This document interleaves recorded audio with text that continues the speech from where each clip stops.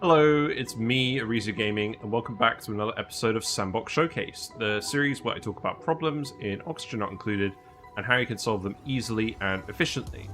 So today, I want to talk about food storage. Your duplicants need to eat food to survive, and food often goes off pretty quickly in this game, if it's above a certain temperature or if it's kept in a non-sterile atmosphere, like carbon dioxide or vacuum. So when your food goes off, it all turns into polluted dirt, which is probably not what you want, because it takes a lot of resources to make food, especially if it's high quality food. It has to go through lots of different processes. So there are a few different ways of trying to keep your food cold and in a sterile atmosphere. One of them is refrigerator, which is a building you unlock pretty quickly. You just plug this in. It takes 120 watts to cool down food to just under 4 degrees C. And this will refrigerate the food, which will slow the rate at which it goes off, but it won't actually completely stop it from spoiling. So to completely stop the food from spoiling, you need to get it down to minus 18 degrees C. And again, it's not in a sterile atmosphere, so that factor also is still leading to food spoilage going on. Some other solutions include the new dehydrator and rehydrator buildings. These were added fairly recently, and they let you dehydrate regular foods by using natural gas and duplicant operation. The moisture ends up on the floor, so that's obviously going to need to be cleaned up or pumped out somewhere. And then the duplicants can't eat the dehydrated food, but it doesn't spoil. And to actually eat the dehydrated food, you need to rehydrate it with this machine. It uses a little bit of power, some liquid, produces a little bit of heat, and the food goes back to normal. Now, I haven't really been using these two buildings very much because I find the solution that I'm going to show you a bit simpler to set up, and then it just means that your food is safe and can be eaten immediately, and you don't have to go through either of these processes or try and automate them with your duplicant schedules. So let me know in the comments if you've actually used the dehydrator and the rehydrator to look after food. And obviously the other solution is to just make only foods that don't go off. There are a few different foods that don't go off, so if we have a look in here, grub fruit preserve, this does go off, but it has a longer than usual shelf life. You can see here, it starts at 100% freshness, and then every cycle where it's unrefrigerated, it goes down by 2% per cycle, and it goes down by another 0.9% per cycle for not being in a sterile atmosphere. This varies quite a bit. If we put another food in here, such as, I don't know, the regular grub fruit, we just have a look at this, you'll see it actually goes off by a total of 25% per cycle when it's not refrigerated or deep frozen or in a sterile atmosphere. So this food will go off a lot more quickly. The reason I wanted to talk about this as well is because early on, if you set up a big ranch or a load of mealwood farms or something, your ability to produce food will probably quickly outpace your ability to get oxygen for the duplicants. So unless you're doing a load of shenanigans with electrolyzers or you have a load of water geysers, you're often going to end up overproducing food naturally in this game.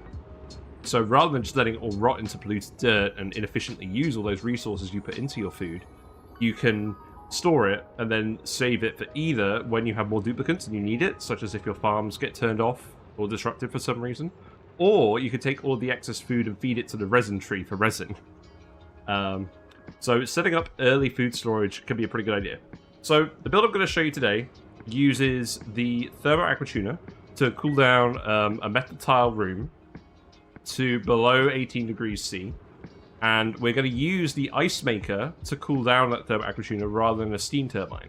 Because the ice maker now deletes enough heat as a result of the Frosty Planet Pack update that you can use it to effectively delete heat from Thermo Aquatuners for low volume applications like this. So let's get started. Let's actually just remove some of the environment. Right, so we've got a little bit of space over here. The first step is I'm going to put in the room where the duplicants actually eat everything. We'll just make it with regular tiles for now. Let's just use some granite for the extra decor. And we'll put the room here, and we'll give it some doors for the airflow. Doesn't really matter too much what you make any of this out of. We're going to have a room above here as well, where we're going to put cooling apparatus later. So we'll have the tiles go out 4, and then we'll have it go up on a 1 high lip up here. And then we'll carry this on over here. Another 4 after that. So we'll just remove this one here. And then we're going to put in some more tiles here and then some insulated tiles. So I'd recommend making these out of igneous rock. It's the least conductive common material you'll have access to. And it's fairly abundant. So we're going to put 3 blocks here. We're going to put 1 block here. And then we're also going to put a block here. Now, so this is going to be the space where your duplicants actually go in to eat. So what we'll do is we'll start just laying out the Great Hall. So we'll put in some mess tables. These will summon your duplicants to actually go and eat. I always look for them in the food section, but they're in the furniture section, so they're up here. What we'll do is we'll just put 8 down here. Obviously, you can do whatever you want for this room, but I find this is a nice build that fits together in a nice compact space. So we'll put the mess tables down here. Now, to make this room a Great Hall, you'll need a few things. You will need a recreation building. I would recommend going with the party line phone. This building only requires a little bit of power, and it gives a small morale boost, but if you have another phone somewhere in your colony, it will give a larger boost, and if you've got a duplicant on another asteroid or in a rocket, it will give an even larger boost. So you want to have a few of these around the place anyway, so you might as well put one in here. That satisfies the recreational building requirement. And then to actually get the decor high enough, you need at least 1 item that produces at least 20 decor to get it to Great Hall status. So if we look at it at the moment it's just a mess hall because it's got the mess tables. And it's within the size range of 12 to 64 tiles. So it gives a +3 morale boost, which is quite high. We want to get it to +6 for the Great Hall. So it needs to be at least 32 tiles in size, which it is. This room is... it's 32 tiles exactly. So this is the smallest Great Hall you're going to get away with. That's fairly lucky. And we need to put in our fancy decor item as well. You're not allowed any industrial machinery. Buildings will now say if they're industrial machinery. So if we look at this gas pump, it says in the category that it's industrial machinery. So don't put anything like that in here. But you've got a few different easy options to go with. The first option is to put in a hanging pot and to put a plant in this like a Joya seed. Or a Joya plant, like a cactus, or any of the plants that are suited to the temperature range of your environment. You will need to keep the gas pressure high to get this to fully work. So that's an option. It's probably the easiest option you've got. If you have reed fiber, then you can put in some paintings. Generally, if you have at least a crude artist, the landscape or the portrait will provide enough decor once it's decorated. If you have better than crude on your artist, then a blank canvas will do, the smaller one. But there is room to put the landscape in here, so we'll do that over here. And for now, we'll just put blank canvas in that gap. And then, what else can we do? They've added some new buildings like the wood block. So this obviously doesn't give enough decor to make it a Great Hall on its own, but you can put it in these sort of annoying little spots. So it's pretty useful because you can shove it in spots where you're not necessarily going to put something else. What we do definitely want to put in this Great Hall as well is we want to put some lamps, so we want to automate these. I always do this because the game doesn't tell you, but duplicants get the lit workspace bonus when they're eating. The rate at which they eat the calories increases from 30,000 per cycle while they're actively eating to 34,500 calories per cycle. So that is literally a 15% increase. It's very good. So we'll put a lamp in here. It doesn't matter which thing you use. For this specific room, I like to put 2 lamps over here and then have 2 motion sensors. So this does cover the whole room, and it makes sure no matter what tile a duplicant is standing on, at least one of the lights is actually shining on them. And that will give them enough light. So you just want to hook up an automation wire here. That's all good. We can put a corner molding up here. Again, this decor building isn't going to provide enough on its own to satisfy the Great Hall requirement, but you can shove it here. Or you can shove a wood block, it doesn't really matter. Make these out of granite for the 20% extra decor boost. And then the last option I'd recommend for trying to get up to that decor level is the aeropot. So if you have the aeropot is something you can put hanging plants in, but it actually also gives enough decor on its own to fulfill the Great Hall requirement, even if it hasn't got a seed in it, if you build it out of diamonds specifically. That increases its decor by 100%, so it goes up to 20 decor. And now, if we look at the room, so it still says mess hall because it hasn't refreshed yet, but if we let it refresh, it's now a great hall because of the aeropods. And then you can plant something in here, and that's all good. So yeah, you just set up these things. I'll just put a little wire in here. It doesn't really matter too much where you put this wire. I'm just going to lead it over here for now. And then we'll just plug this into a dev power source, just to illustrate everything. So there you go. That's what your Great Hall could look like. It's got enough room for 8 duplicants, and gets the bonus. Fairly compact, has all the features you want to get it running smoothly. You can put some drywall in the back as well. Doesn't really matter too much what you do. Let's put the copy print in here. Again, make this out of granite for the decor bonus. If you have loads of ceramic, you could use that as well, but that's a bit of a flex. So here we go. That looks nice and neat. Now, with the fun initial part of the Great Hall done, let's actually move on to the actual freezer part. So you'll notice this door here. So we're going to store all of the food immediately next to the Great Hall, so the duplicants can access it and they don't have to travel far between getting the food and getting to their tables. That wastes a lot of time and it leads to a lot of inefficiency, especially if you're not running your duplicants on a large amount of downtime slots. So the insulated tile, we're going to keep going over here, and that's going to surround all of this like this.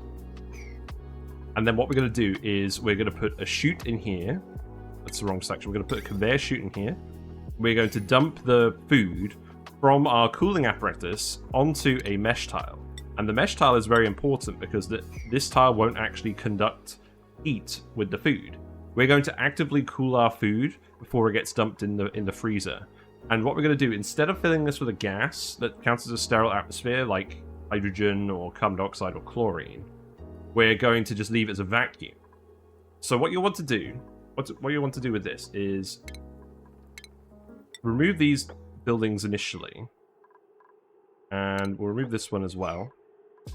While you're doing this, you may just want to put a mesh tile here or something. And then you can take a bottle emptier, put it here, and dump small quantities of liquids on the tiles. It doesn't matter too much what the liquids are, because they're not going to be in contact with any cold elements themselves.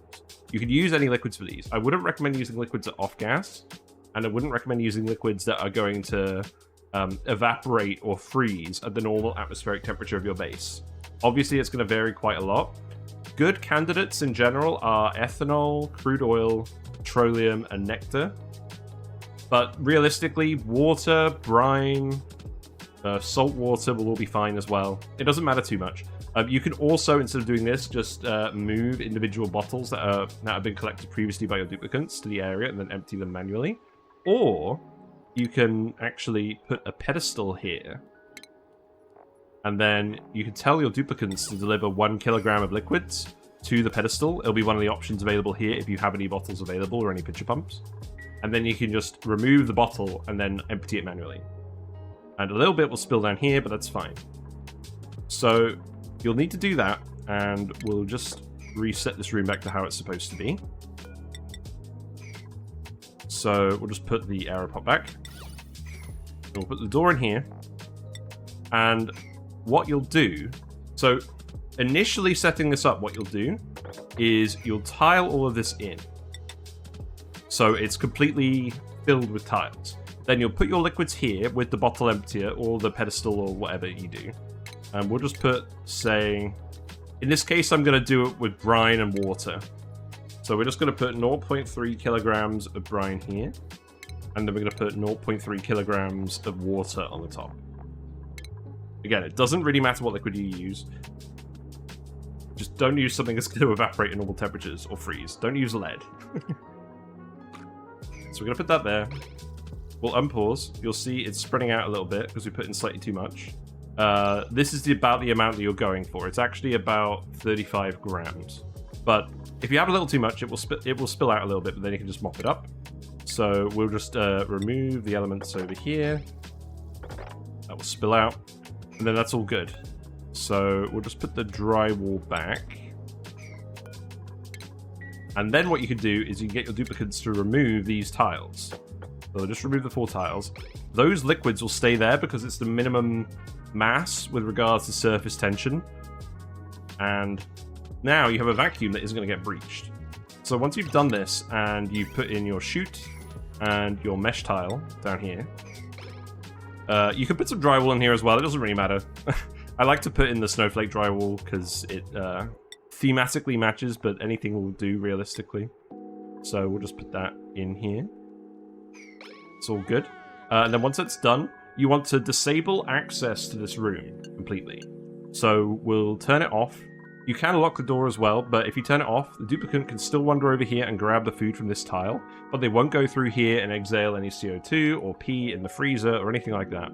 And because you've got this one tile raised lip, if a duplicant pees in the mess hall for some reason, in the Great Hall, they're not going to immediately destroy the liquid lock. This is fairly fragile, and obviously if this does burst, then you're gonna have to rectify it before all the food goes off. So that's not ideal. What I typically like to do on my runs where I do this is I actually have 2 different freezers, and if one breaks in an emergency, I can dump the food in the other freezer. There are other ways of doing this as well. You can have it so that the food is accessed diagonally via an autosweeper. Say if the food was stored on this tile, you could have an autosweeper here that can grab it, and you can have it dump into a refrigerator with a low capacity. You can set this fairly low. Use a calorie-efficient food in terms of calories per kilogram, and then your duplicates will just come in here, eat from the refrigerator, and the freezer will be completely sealed off while you're storing the bulk amount of food. I don't tend to do that, but it's definitely something you could do. Definitely worth doing as well. So that's what this whole bit is going to look like. Now let's actually talk about the active cooling element. So that's what this room up here is going to be. So again, we'll just wall this off. We don't need to go too crazy on this. Some more granite there will do. This does fit within your 4 tile high room arrangement with a little bit of a wrinkle here, but it still works for the Great Hall, so I don't really mind it too much. Obviously, any future Great Halls you put down here that don't have freezer access will be normal shaped. So we'll surround this all with insulated tile, and then we're going to put a bit more down here. So that's going to go over here, and then what you're going to want to do is you're going to want to put in some metal tiles. Now these metal tiles are going to be the cooling elements. You want these to be as thermally conductive as possible. I'd recommend aluminium for this. You can find this in the forest biome on all maps. Just refine some of the aluminium ore you find in these foresty biomes. And it's by far the most conductive metal you're going to have access to early on, so I would recommend doing that. And we're just going to make a little element. The bigger the element and the more you cool it down, the more throughput you can handle with this setup. But the maximum throughput of the setup is already high enough that you're realistically never going to run into it. So you only need a small cooling element. So we'll put that there. We are also going to put a conveyor shutoff up here. Doesn't really matter what this is made out of. And then we're also going to put a conveyor thermosensor here. And what we're going to do with this is we're going to essentially loop all of the food through the cooling element until it's cold enough. So we want to send a green signal and let the food out if it's below, let's say minus 20 degrees C, because we just want a little bit of a buffer. But minus 18 degrees C is the temperature at which the food counts as deep frozen. So that's what we're going to do. We'll put wires in a minute. And once you put this in, it doesn't really matter whether this is a vacuum or not. So you can just seal this in. It's not going to conduct heat with anything else. So you can do that. You can fill it with a conductive gas as well, but again, it doesn't make any major difference compared to just having the element here. So just a little bit of oxygen here is probably fine. So next up is the Thermo Aquatuner. Now, you don't need to make this out of steel for this to work. We're not setting up steam turbines or anything like that yet, so you don't need any plastic either. What we could do is we can make this with aluminium ore, which again you can find in the forest biome. This is the most conductive metal that you'll have access to apart from steel. The actual default overheat temperature of the Thermo Aquatuner is 125 degrees. So you can build it out of aluminium and it's going to be fine until there's steam in here. And you don't want steam in here anyways. So it's completely fine. But we'll make it out of aluminium so it dissipates its temperature into the water. And then we're going to actively cool the water as well. And I'll show you how to do that. So we'll just put that in here. I'm going to place down all the buildings first, and then we'll go and hook everything up. So you're going to want a liquid pipe thermosensor on this as well. That's going to make sure that the liquid in the Aquatuner is only cooled down It's going to make sure that the liquid is only cooled down so that it doesn't reach its freezing point and burst the pipe. So depending on what liquid you put in here, you're going to have a few different options for this.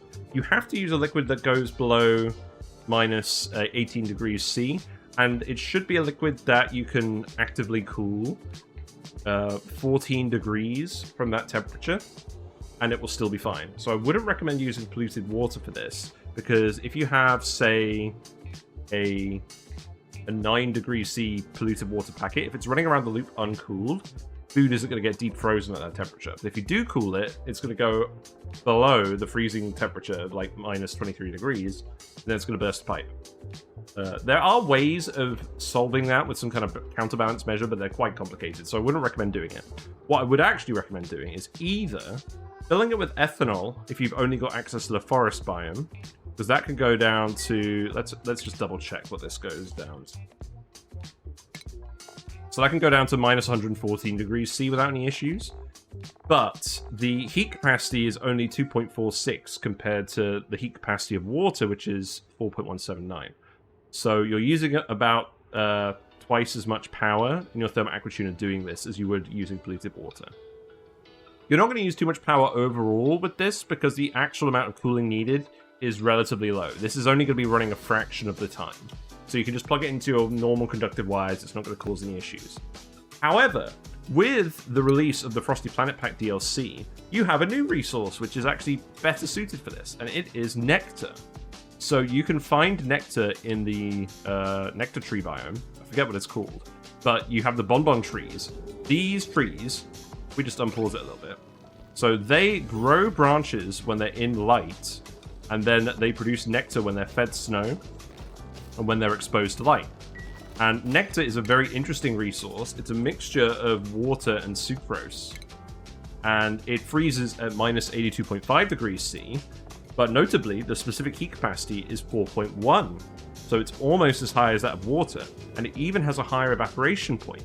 So if you have access to these biomes on your map, which you'll either have if you're playing the series cluster, or if you've got this specific biome mixed in with your scrambled biomes, if either of those are true, then you'll have access to this resource, and you can make your Thermo Aquatuner loop significantly more power efficient. But the build works with either Nectar or Ethanol. I'm gonna use Nectar in this case to build this loop, but you can use either, and it still works just fine.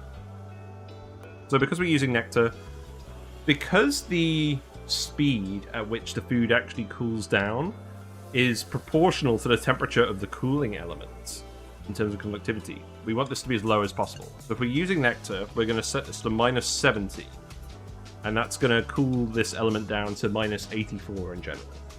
If you're using Ethanol, you can get it slightly cooler, but yeah, I'm going to assume you're using Nectar in this case because it's more power efficient. All right, enough about that. So next up, what do we do?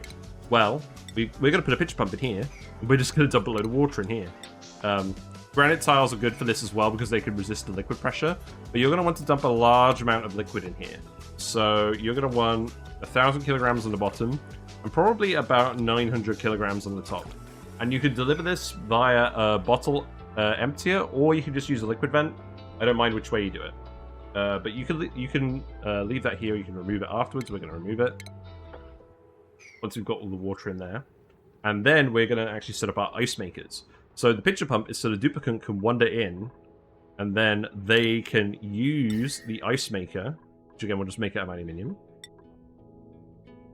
And they can put the water in the ice maker. And as we discussed in the previous Sandbox Showcase video, this building now deletes a significant amount of heat because it cools the water by 80 kDTUs per second, but it still only produces 16 kDTUs per second of heat. This is the original amount of heat it produced when the building used only 60 watts, and it only cooled a quarter of the water, or it only cooled the water a quarter as quickly. So we're going to use that to actively cool this. And I'll talk more about the maths on this later, but suffice it to say, we can just plug these in here. Again, we'll just send the wire up here as well. That's absolutely fine.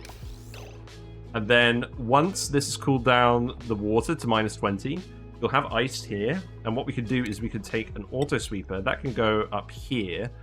Doesn't matter too much where you put it. I'm going to put it here just so that the conveyor loader can be positioned next to the insulated tile. So we're going to put the auto sweeper here. You could totally put it here as well. You know what? I'm going to put it here. Why not? We'll make this out of aluminium. It doesn't matter what you make this out of. It's not going to get too hot. So let's go there, and then we're just going to put a conveyor loader here. Again, this can also be aluminium or any metal that you feel like. And we're going to put a thermo sensor in this room as well. So, obviously at the start, the Thermo Aquatuner is going to get hot. There's a large amount of water in here, so it's not going to get that hot. These buildings will also start generating heat, so the temperature here will be slightly higher than in the rest of the base. But as these produce the ice, and it gets circulated back into here to melt, the overall temperature of the system will start to drop. And what we'll do is we'll use just an air thermosensor will do, and we'll just shove that here. We'll set this to send a green signal if the temperature is above, say, 20 degrees C. So it's a comfortable temperature for your duplicants. That's absolutely fine. And then we'll just plug the auto sweeper in here. That's absolutely fine. And yeah, it's all good to go. So we'll just set this to liquefiables, which we'll do in a minute. And then we can start laying everything else out. So, we've added some more drywall because we don't add drywall enough in these Sandbox Showcase videos. And now I'm just going to show you how to set up your liquid loop. So, we're just going to put a dev pump as our liquid source. But what you would do for Nectar is you would take one of these bonbon trees, and you would literally just plug your pipe in directly to the liquid output of the tree. Make sure it's well lit. I would recommend domesticating one of these and feeding it a bit of snow. You could also make snow with these ice makers themselves. There's a setting for that. So you can do that and get it going a little bit with that if you're starting to run out on the map. So you'd set this to Nectar. Get your Nectar source from wherever you get it from. And then what we're going to do is we're going to set up the pipe. So we're going to use our insulated pipe as usual. Any elements that are running through the water pool, you're going to want to be as insulative as possible. So I'd recommend using ceramic for this. But again, igneous rock will do in a pinch. So what we'll do is we'll start the pipe here. That's going to go into the Thermo Aquatuner.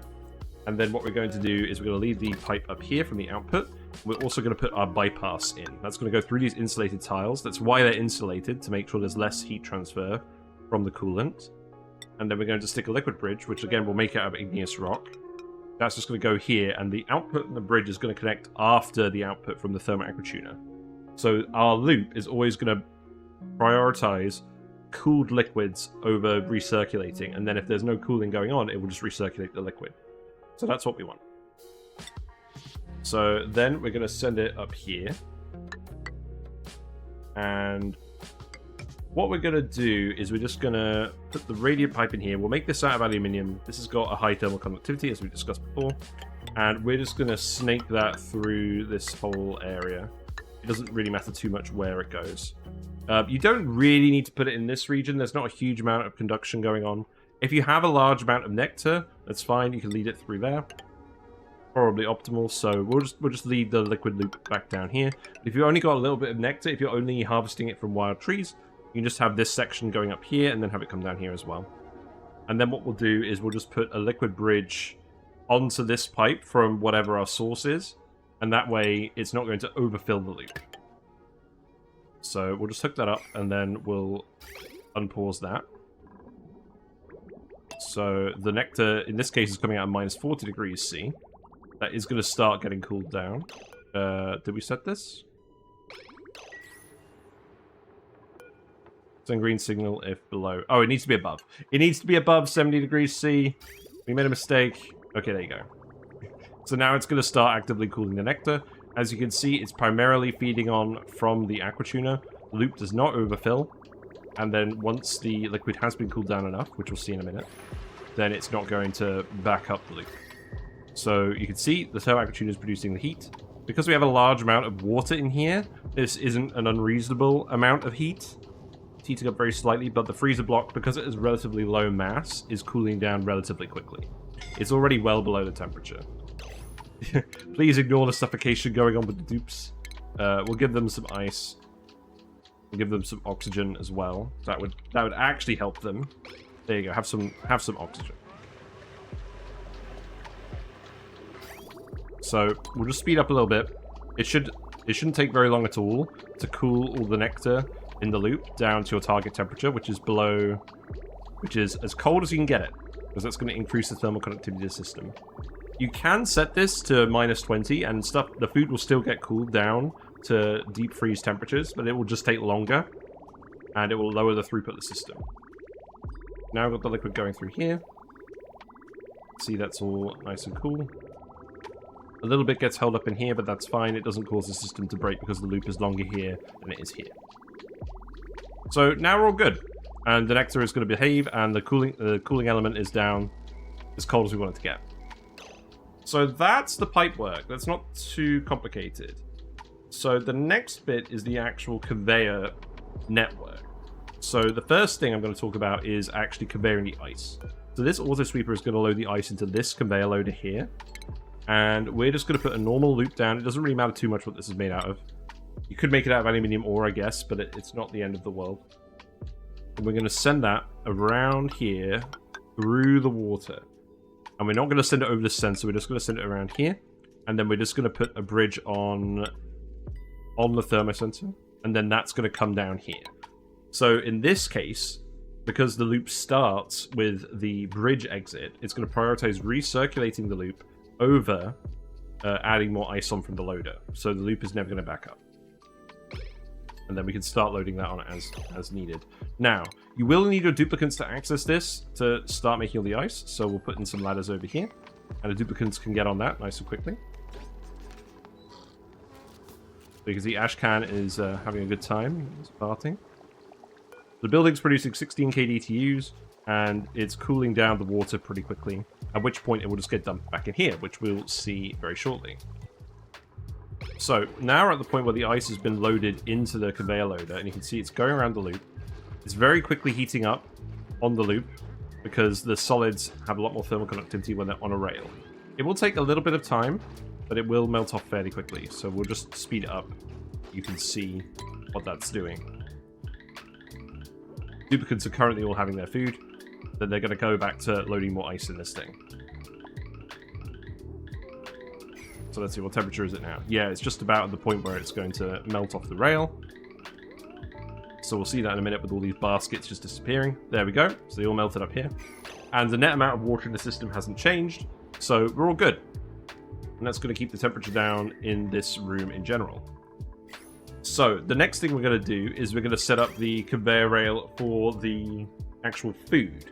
So whatever your food source is, the actual amount of throughput of the system is going to vary based on whether it's raw food, like raw ingredients you're wanting to freeze so you can cook them later, or cooked food. And usually I end up freezing only the cooked food and just make sure that my kitchen and my kitchen staff is big enough to cook all of the ingredients before they go off. But if that's not the case, you'll probably want to freeze some ingredients as well. One ice maker is enough to handle all of your cooked food needs. There is some maths behind that, which I'll probably show on the text in the screen. But I put 2 in here just in case you're doing this with raw ingredients, where you're getting less mass efficiency for your calories, and you need to cool a lot more mass. So we're going to put a dead pump solid, and we're just going to set this to... In this case, we're just going to set it to grub fruits. This is by far the least calorie-efficient food that you're going to have available. So this is going to demonstrate that the build can even handle this pretty well. So what we'll do is we'll just send our conveyor rail down here. That's going to go over here. And what we'll do is we'll put on a conveyor bridge. That's going to go up here. And then we're immediately going to load the food into the sensor. And it's going to go through the shutoff. Now, if the food is cold enough, then it's going to go up here, and it's just going to get dumped in the freezer. Once the food is chilled to below 18 degrees C, it will sit in the vacuum. It won't exchange temperature with anything. It won't exchange temperature with the door or the liquid. It won't exchange temperature with the mesh tile or the insulated tile. So that food will be frozen until it is interrupted. But if it's not cool enough, then what we'll do is we'll just send the material over here. We'll put a bridge on here just to make sure the loop keeps circulating. And again, that bridge exit is first compared to this bridge exit, so the loop will continue to recirculate rather than prioritizing loading on new food. So now what we'll do is we'll unpause this and we'll see this at work. So again, we're setting this to just cool the food down below minus 20 degrees. This grub fruit is coming in at 20 degrees C. So we'll speed it up just a little bit. And then if we look at this, so the grub fruit at the moment is still at 20 degrees. It's obviously not warm enough, so it's going to go through here. And as the grub fruit starts to go through the aluminium, it starts to cool down very quickly. So what we'll do is we'll let this continue to spin around. That's going to go through here. If we remove all of the nutrient bars from down here, let's remove this, clear the floor, and we'll see exactly how many calories we handle. So we just started cycle 2. This thing has just started operating, and we'll see how many grub fruits it can handle in a single cycle. I'll be right back. So, you can see we've been running this system for about a cycle, and we managed to freeze over 100,000 calories of grub fruit, which is enough food for 100 duplicants. If we have a look at the grub fruit itself, you can see it's deep frozen because it's below 18 degrees C, and it's in a sterile atmosphere because there's no atmosphere. That's the most sterile atmosphere you can get. And the duplicants have been able to access the food through this door, because they can still wander over here. It's absolutely fine. And if we have a look at the temperature of the system, it's a little bit warmer over here, but as the ice makers run, and also, we would expect some heat build up from this because the Thermo Aquatuner is constantly cooling food. You're not going to be constantly cooling food in your base with this setup, because you're not going to have a conveyor belt full of food. Cooked foods can go up to 6,400 calories per kilogram compared to the 240 calories per kilogram of grub fruits. So you can end up handling millions of calories of food with such a setup, and 2 ice makers will still be enough to cool it all down. So yeah, overall I'm pretty happy with the efficiency of the setup. You do need a duplicant to come in here to occasionally handle the ice maker. Once you do get to the point where you can do steam turbines, obviously it will save you a little bit of power running the steam turbines and generating some power instead of spending 480 watts on ice makers, or more likely around 240 watts, if that. But this will do in the early game when you're getting set up. All you need is the technology. The main thing that's going to be expensive from a technology point of view is the conveyor rail thermosensor. You're going to require a few databanks and some radiation research for this. The radiation's pretty easy to come by if you've got shine bugs, if you've got wheezeworts, or if you found your uranium lump that's usually on the map. You're going to be able to scrape together enough radiation research to get these things done. And then it's just a matter of building everything. So yeah, that's pretty much the build. If you like what you've seen today, feel free to leave a like on the video and subscribe for more build guides in Oxygen Not Included, where we talk about this sort of thing. We also do a lot of tier list videos, and we stream on Twitch, where we are currently playing the Blasted series, Asteroid in the Lab, and that's been quite interesting to have a look at. We did die in our first attempt at the Frosty Planet, but that's alright. If you miss a VOD, it's all on YouTube, and there's also the Discord where we hang out and we share builds and talk about things. Let me know in the comments how you like to set up your freezers, and if you actually use the dehydrator or the rehydrator buildings. I'd be very interested to see that. But here's a quick shot, the thumbnail thermo view. You can see everything's nice and cool. There's no heat exchange going on, and we just need to make sure the duplicants don't pee in this water tank, but that's all right. So, thanks very much for watching. I'll see you soon. Whiskers, take it away. Bye for now. Whiskers sends thanks to the following Twitch subscribers and YouTube members: 999999999, Cyberdynier, FRD. GM Hero, Kuji Argizia, Neo Deus Machina, Sinister Plank, Static Icarus, Sweet Danger Kitty, The Max Not Binary, and Uglavisk.